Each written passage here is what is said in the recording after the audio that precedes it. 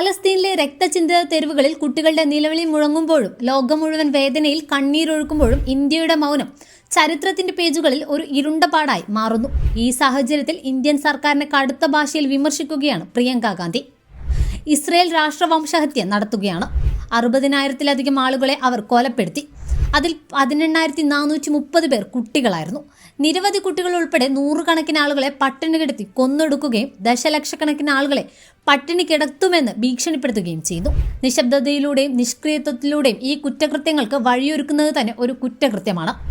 Palestine ജനതയുടെ മേൽ Israel ഈ നാശം അഴിച്ചുവിടുമ്പോഴും ഇന്ത്യൻ സർക്കാർ മൗനം പാലിക്കുന്നത് ലജ്ജാകരമാണ്.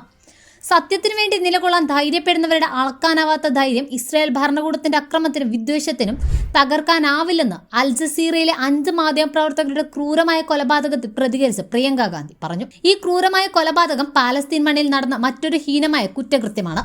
ഇതൊക്കെ കണ്ടിട്ടും ഇന്ത്യ മൗനം പാലിക്കുന്നത് ലജ്ജാകരമാണെന്നും പ്രിയങ്ക ഗാന്ധി എക്സിൽ കുറിച്ചു.